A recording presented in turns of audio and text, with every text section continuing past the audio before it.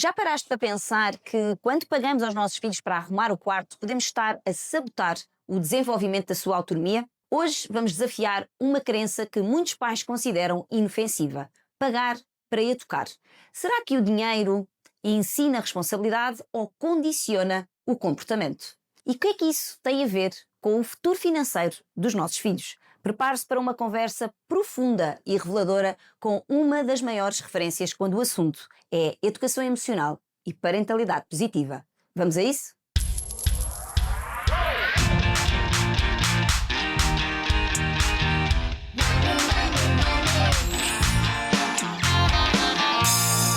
Vamos falar, Monês. Olá, sejam muito bem-vindos ao primeiro episódio da terceira temporada do Vamos Falar, Monês. Hoje connosco temos uma das maiores referências da educação positiva e é para mim uma honra tê-la aqui. Já sabem, eu sou a Cristina Judas, educadora financeira infantil e sou a vossa guia nesta jornada da educação financeira em Portugal. Maia, é uma honra ter-te aqui. Obrigada. Eu ainda nem caibo em mim por saber que estou aqui ao vivo e a cores, uma pessoa que eu sigo há tantos anos e que realmente tem sido uma referência para mim na questão da parentalidade positiva, parentalidade consciente. Há vários nomes, não é? Sim, e várias correntes, não é? Esse caminho respeitoso, né? Então, olha, antes de mais eu vou aqui fazer uma pequena apresentação para quem não conhece, acho incrível não conhecerem. Ai, gente, mas... Maia é neuropedagoga, educadora parental e autora de livros que já tocaram milhares de famílias, como A Raiva Não Educa, A Calma Educa e Pais Feridos, Filhos Sobreviventes, com uma abordagem que valoriza o respeito, a empatia e a educação emocional. Maia é uma das principais vozes quando falamos de parentalidade mais consciente e conectada. E claro, é uma referência quando o assunto é educação com propósito e sem castigos ou recompensas. Ela é também fundadora da Escola da Educação Positiva e forma, ao fim e ao cabo, pessoas para terem mais literacia nesta área da parentalidade positiva e consciente. Queres falar já com um bocadinho sobre isso? Antes de mais, muito bem-vinda a este podcast. Obrigada pelo convite. Minha mão tá gelada, né? Obrigada pelo convite, Cris. Eu tô muito feliz de estar aqui. Inclusive, é a primeira vez que eu gravo um podcast internacional. Sério? Eu tô muito chique, que honra! gente. Eu que agradeço pelo convite. Queres começar já por explicar o que é esse teu projeto da Escola da Educação Positiva? Então, a Escola de Educação Positiva é uma escola que forma profissionais que desejam apoiar famílias nesse caminho da educação respeitosa, sem castigo, sem punições, né? Claro, com os limites necessários, mas um caminho mesmo de desconstrução das violências. Então, são profissionais que atuam apoiando famílias com os desafios que eles enfrentam, enfim, no dia a dia. A gente sabe que são muitos os desafios, né? Que a gente é enfrenta. verdade. Maia, eu sei que tu defendes, tal como nós aqui também na Emoney, que não devemos associar nem tarefas domésticas, nem nota de escola, lá está, ao dinheiro. Mas para quem está a começar um bocadinho a pensar, quer na educação positiva ou na educação, eu gosto mais de lhe chamar assim porque quando nós começamos a rotular, não é? É tão triste quando a gente ainda tem que rotular uma educação positiva ou uma educação autoritária, mas infelizmente ainda acontece. Ainda, sim. Quando imagina que tens aqui algum pai que está a querer começar a educar, seja para o dinheiro, seja de forma geral, porque é que associar dinheiro ou outra forma de recompensa às crianças é contraintuitivo?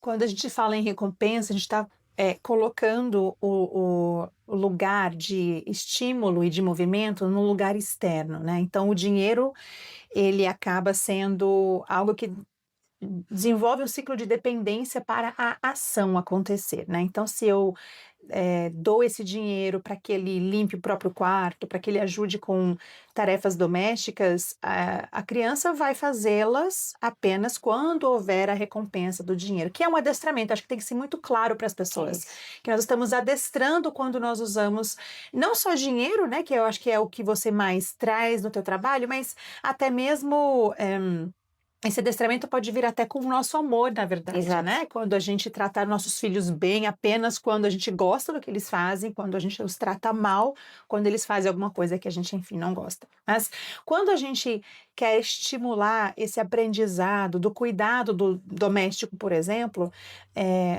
atrelar o dinheiro vai ser contraintuitivo e vai atrapalhar, porque daí a criança aprende que ela deve fazer apenas com essa recompensa e não porque ela mora naquela casa, porque ela faz parte daquele lugar.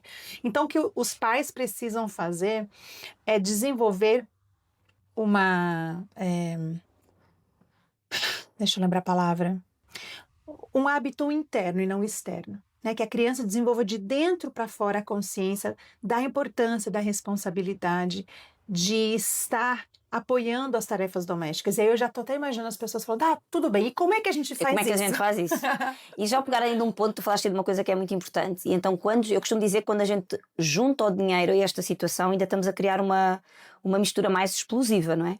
Porque o pai e a mãe muitas vezes não estão depois despertos para a possibilidade do filho pura e simplesmente dizer, mas eu não quero receber mais. Exatamente. E aí entramos num ciclo vicioso completamente, que é, ok, então e agora como é que eu resolvo? Eu criei o problema, eu estou a aumentar cada vez mais o problema, porque das duas uma, ou eu aumento a recompensa e a probabilidade de haver cada vez mais conflito é maior, porque o pai vai cada vez ficar mais desiludido, porque vai achar que é um absurdo, e a realidade é que nós pais é que criámos essa situação. É, mesmo sem querer, mas Sem acaba querer. virando assim como diz, uma bola de neve que vai rolando Exato. assim e vai só aumentando, e aí é um problema difícil de resolver depois. Então, voltando ao que tu estavas a dizer, então como é que a gente faz isto? Como é que a gente resolve como é que ajudamos os pais a trazer esta questão do dentro para fora? Tá, eu sempre entendo que são principalmente duas etapas, e aí também se você não concordar, ou assim, a gente pode conversar sobre Claro. isso, eu acho bem interessante, mas eu acho que a primeira etapa vem muito do exemplo, e parece obsoleto, parece bobo,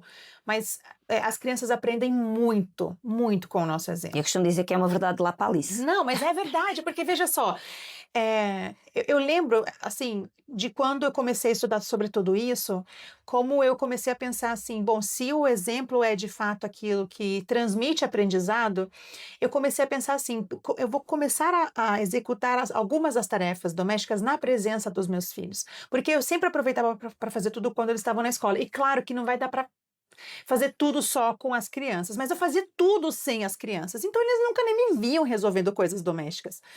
Então eu comecei a deixar algumas coisas que eu já sabia que poderiam ser fáceis para eles ajudarem, como passar o aspirador, por exemplo, né, que é uma coisa que inclusive as crianças gostam de fazer, Adoram. porque parece que é um robozinho que você está brincando, parece uma coisa lúdica, divertida, né?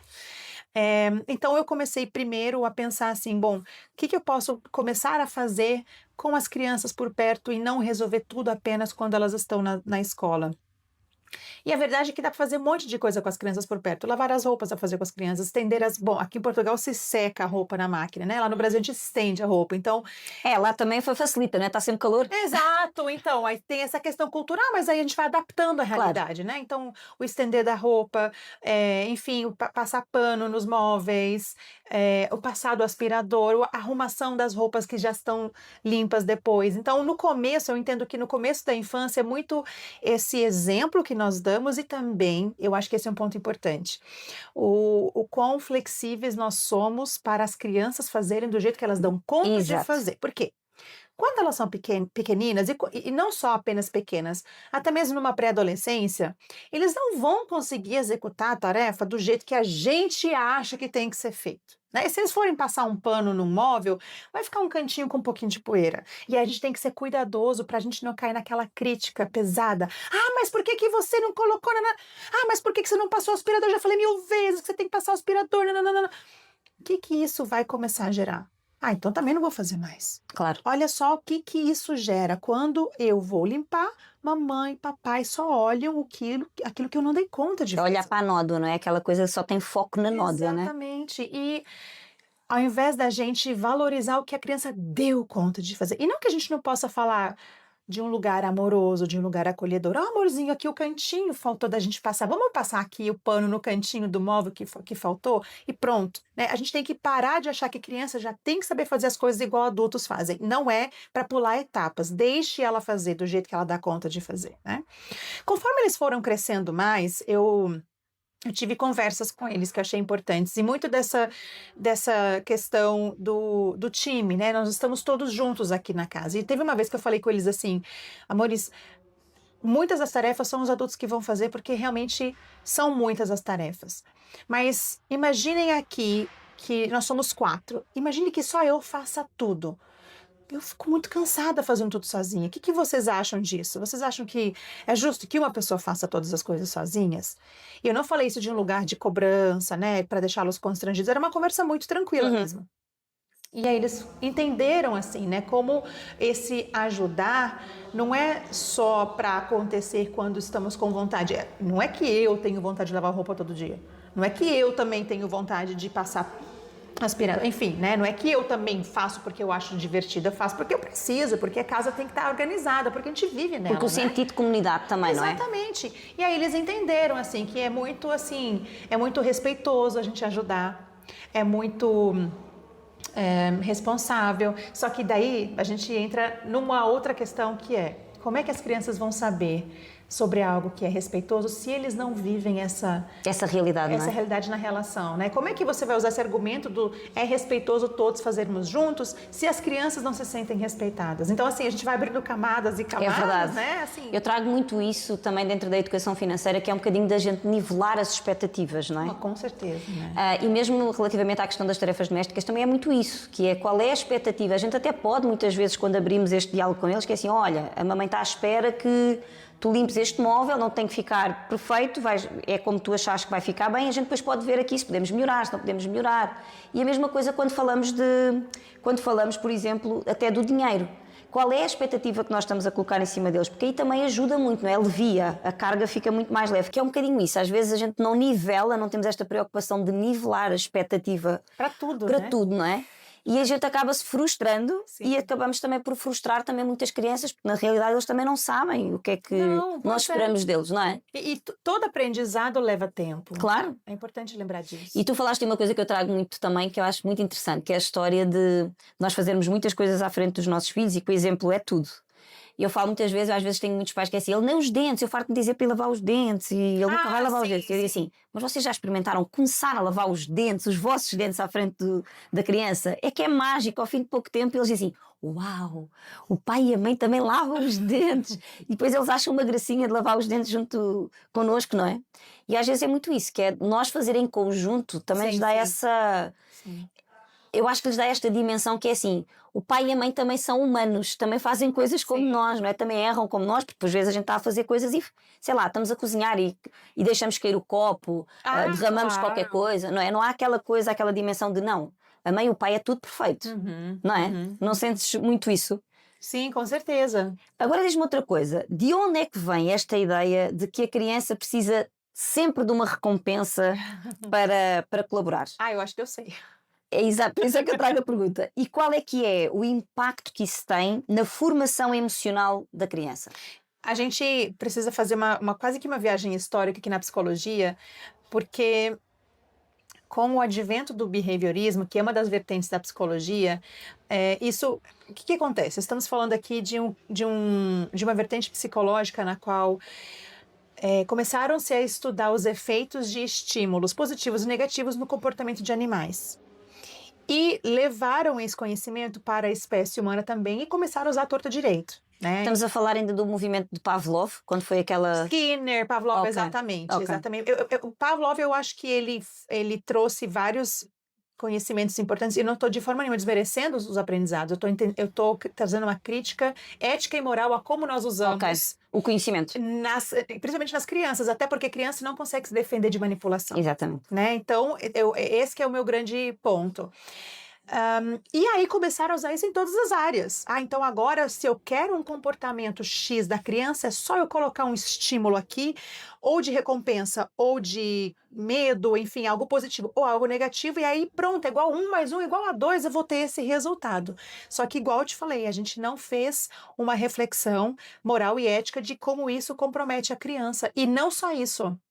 Não é só para a gente refletir sobre como a criança tem como se defender, mas o que isso diz sobre as relações. Então a criança que está vivendo por isso começa a aprender. Então quando eu estou com alguém, eu posso manipular essa pessoa. Mamãe e papai, eles me compram com o dinheiro, por exemplo, ou me compram com carinho para fazer as coisas. Então é isso que se faz as relações amorosas? E a criança vai aprendendo que essas dinâmicas são ok. Sim, porque na verdade eles estão constantemente a validar, Com certeza. até porque eles ainda estão numa fase neural muito imatura e, portanto, eles estão constantemente a validar os seus comportamentos, não é? Sim. A perceber se aquilo terá uma reação boa ou uma reação má, não é? Na verdade, eles não nascem com essas percepções. Somos nós que, Eles que acabamos aprendem. por os ensinar Sim. se os comportamentos. E eu acho que trazem um ponto que eu acho que devíamos ainda só ir aqui um pouquinho atrás, que às vezes as pessoas não entendem. O comportamento é um resultado de alguma coisa, não é? Portanto, nós temos aqui pelo menos duas camadas anteriores que têm a ver com a emoção e com o sentimento, que depois isso é que vai gerar então esse comportamento. E nós estamos sempre aqui a focar no resultado final, não é? E eu sinto que isso de dar uma recompensa, seja ela financeira ou emocional, a gente está querendo fazer um atalho, né? Porque, na verdade, quando nós queremos educar, isso tem que acontecer através da relação. Claro. Eu preciso me relacionar com essa criança, eu preciso fazer com que ela se sinta tão segura na relação comigo que ela queira acompanhar os meus pedidos, que ela confie em mim. E aí eu quero fazer um atalho, eu não quero construir a relação, porque... Por que eu não quero construir uma relação? Porque é cansativo. Porque é frustrante, porque tem os nossos traumas na relação também, porque nós temos gatilhos. A gente não sabe se relacionar tão bem de forma respeitosa, né? Então a gente quer um atalho. Eu não quero passar por essa parte do relacionamento, isso é muito difícil. Como é que eu faço para encurtar o caminho? Já sei, eu dou dinheiro, ou eu dou meu amor apenas quando a criança tá boa, ou então coloco de castigo quando ela não tá do jeito que eu gostaria. Ou fica moada, não é? Que às vezes o pai amua.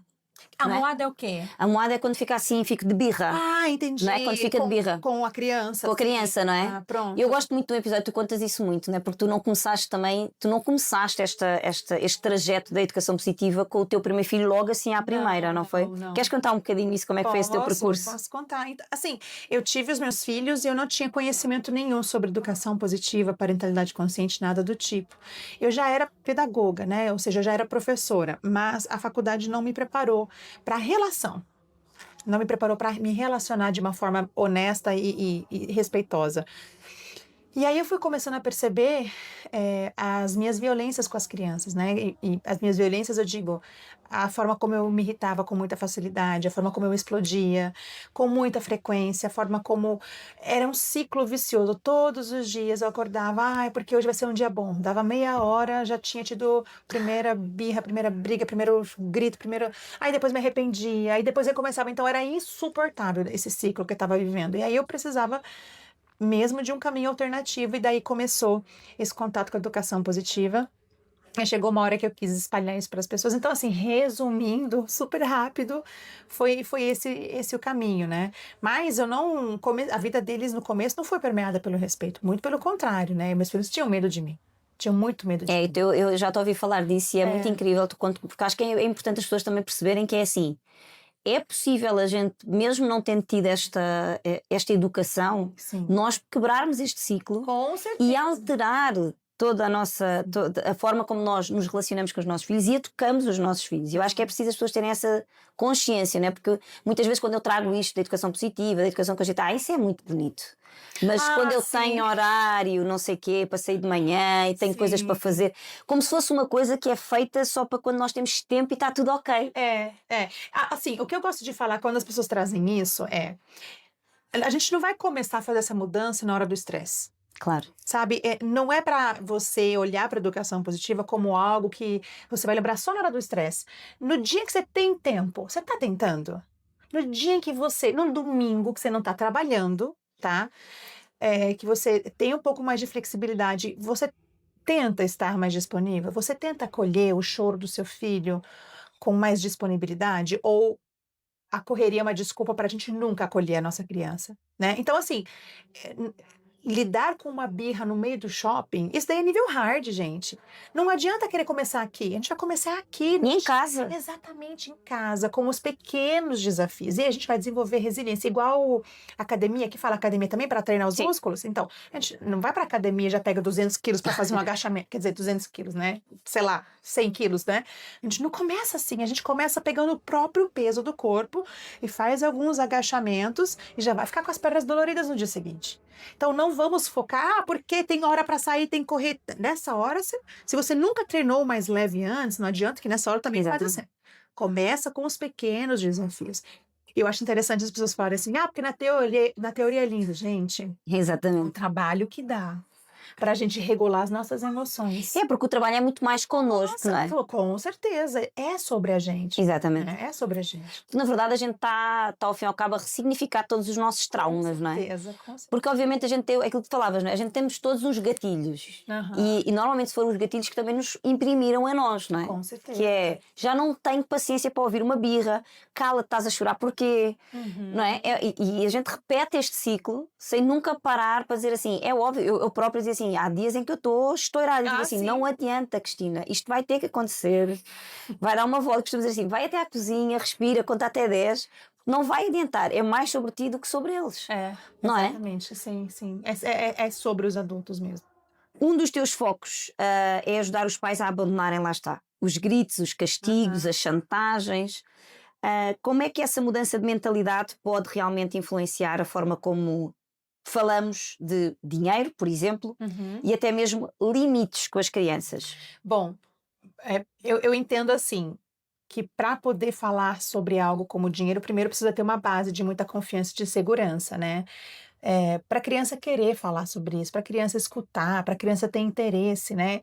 A criança não vai querer falar sobre dinheiro ou sobre qualquer outro assunto se não existe uma relação de troca, uma relação de confiança, de honestidade. Então, Ou até que seja um assunto que nem se fala, não é?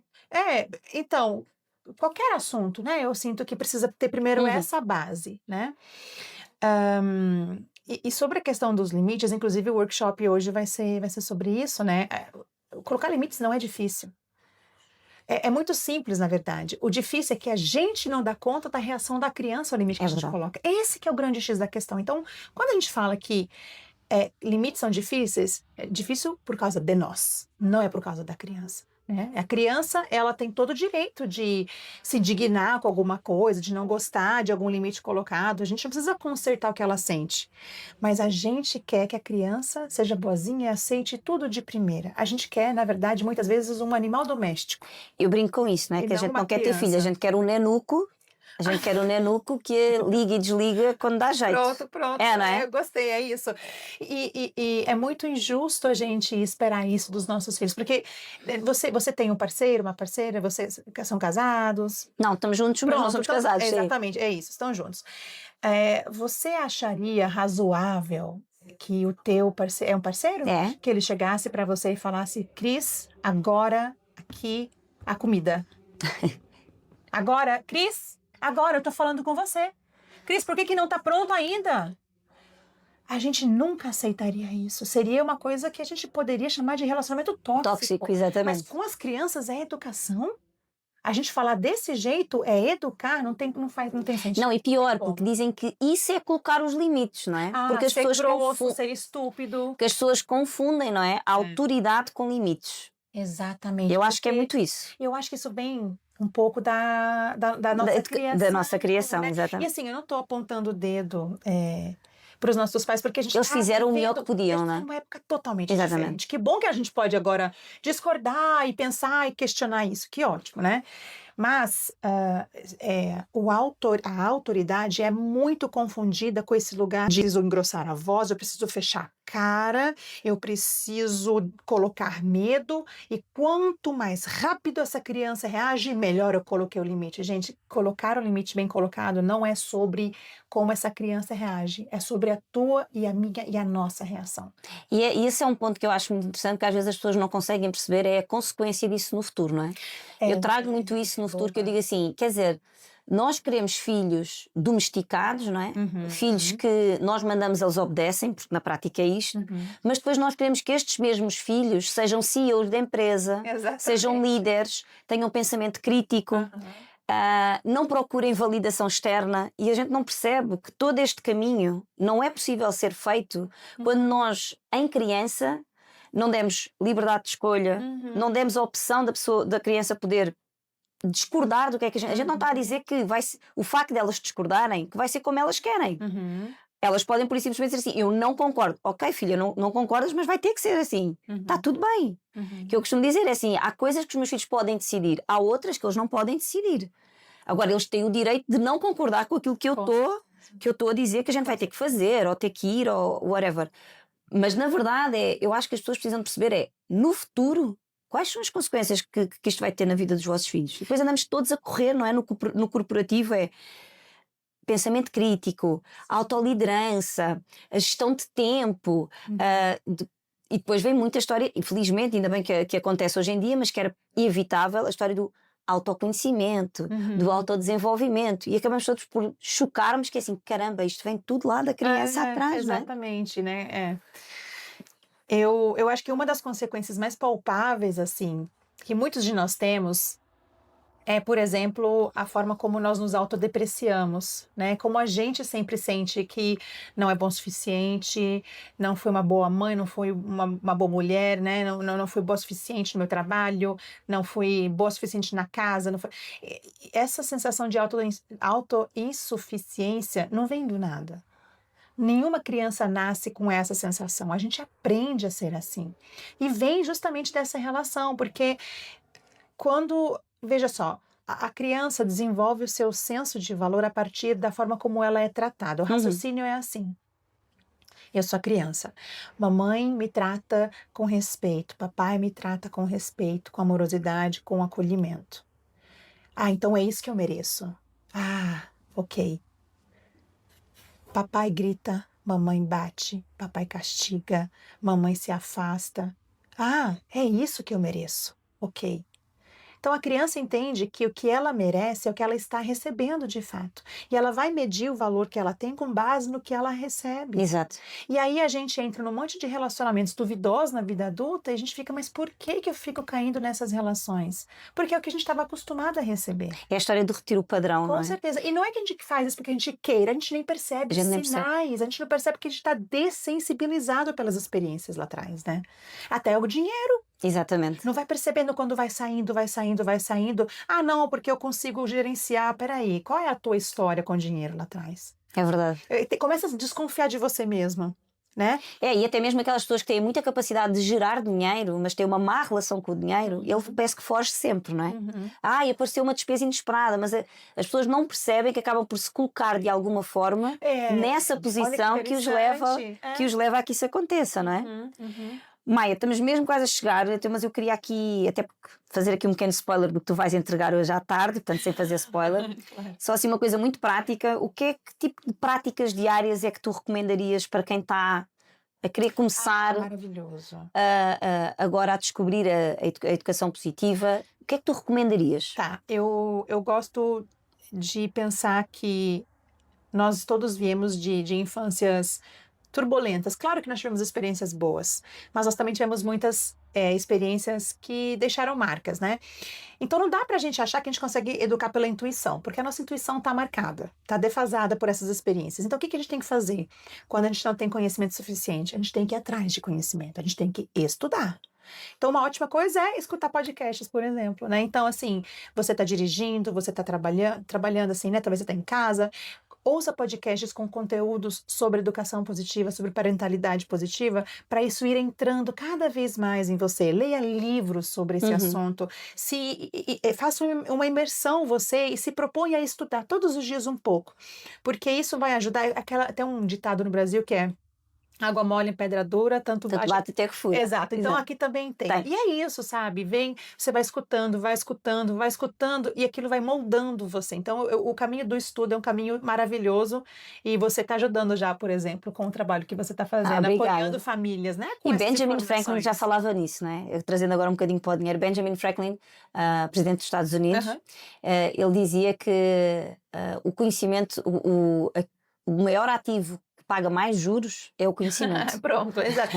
Na relação com os nossos filhos é o que mais vai dar retorno. Exatamente. É a gente estudar, exatamente. Exatamente. E eu acho que um segundo caminho importante é o autoconhecimento, né? E aí quem tiver condições de pagar uma terapia, por favor, esse é um investimento também, cujos ativos, uau, assim, você vai colher muitos frutos disso, mas às vezes as pessoas não têm condições de custear uma terapia, mas sinceramente uma conversa com alguém de confiança pode ser uma microdose de cura, sabe? Então você começar a se disponibilizar, a conversar com um adulto de confiança, de segurança, pode ser teu parceiro, tua parceira, enfim, um melhor amigo, melhor amiga, mas ter isso de uma forma ativa, não deixa a conversa acontecer quando acontecer, não, se coloque em movimento, porque aí você vai começar a elaborar o que você está sentindo. compartilhar com essa pessoa, né? E, por exemplo, vamos supor que a gente está falando de um casal, né? De falar com o parceiro, a parceira, assim, nossa, hoje nosso filho deu um choro e foi tão difícil para mim acolher, porque eu queria chorar junto, me deu um desespero. Como é que é isso para você? E aí começa a ter essa troca, sabe? Para começar a nomear as coisas, porque fica tudo muito no oculto, a gente não fala sobre o que a gente sente, a gente tem vergonha de admitir, a gente não se conversa. Comecem a conversar sobre isso. Então, estudem e conversem sobre isso. São coisas simples e acessíveis, inclusive dá até para não gastar nada se quiser, ouvindo só podcasts e só conversando com alguém de segurança, já dá para se colocar. Olha, em mais um movimento. ponto que une aqui a educação financeira, é o que tu estás a trazer, porque eu começo a dizer exatamente as pessoas, mas Cristina, como é que eu começo a educar financeiramente? Eu disse assim, muito simples, primeiro ponto. Comecem a conversar sobre dinheiro, que é uma coisa que vocês não conversam. Às vezes, e É não um tabu precisa. muito grande, né? É. E às vezes basta só dizer que assim, as compras do mês foram tanto, os iogurtes para a criança foram tanto. Começar a conversar sobre dinheiro, desmistificar isso. E a segunda coisa que é, invistam em conhecimento. Pronto. Exatamente então a mesma A gente coisa. não ensaiou, viu, gente? É muita sintonia. Olha, vamos fazer aqui uma dinâmica final, Tá. para fecharmos aqui com leveza e assim diversão. Eu vou-te pedir para tu escolheres dois números, Meu Deus, eu sou ruim com essas coisas. dois números de 1 a 10. Tá. E eu depois vou-te fazer uma pergunta. Posso falar? fala. 3. Então vamos lá, primeiro. Quando é que tu recebeste a primeira mesada ou semanada, caso tenhas tido? Eu vou falar para vocês que isso da educação financeira na minha infância não foi boa. Por quê? Eu ganhava dinheiro por tirar notas boas. Ó. Só que eu sempre tirava Né? nota boa. Então não fazia nem Então já nem sentido, fazias, assim, já nem não. fazias esforço. Mas eu acho que comecei, talvez, aos 9 a 10 anos. E era mesada, né? Era Pois. por mês, exato. Mas era dado, mas não havia nenhuma instrução. Então, Era aquilo que a gente costuma dizer, mais valia não fazer, não é? eu acho que talvez. Segundo número, 7. 7. Se tivesses que dar algum conselho financeiro em forma... Ah, eu adoro esta. Sabes o que é uma rima? Ai, eu sou muito... Em forma de rima para as crianças ou adolescentes, qual é que seria? Eu tenho quanto tempo, gente, pra poder, eu não sei. Em forma de rima, deixa eu pensar.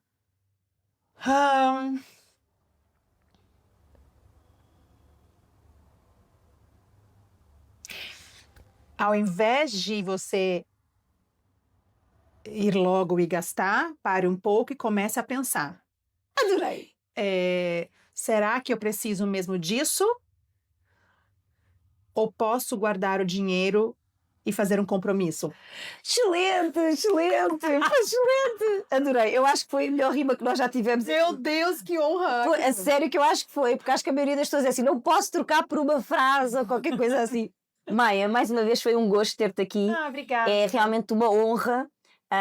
E ainda por cima ser a primeira pessoa a entrevistar-te internacionalmente para um sim. podcast. Muito Foi obrigada. sem dúvida uma honra. Portanto, quem está, por exemplo, por aqui por perto, hoje a Maia vai dar um workshop único e que vale mesmo muito a pena. Fiquem desse lado e nós já continuamos. Chegamos ao fim de mais um episódio. Espero que tenha despertado muitas reflexões em casa e que te sintas mais preparado para educar com consciência. Se gostaste deste episódio, faz like, ativa o sininho, segue o canal, partilha com outros pais e não te esqueças também de entrar na nossa comunidade Day Manners, onde partilhamos todas as semanas conteúdos exclusivos e todas as novidades sobre os nossos cursos e programas.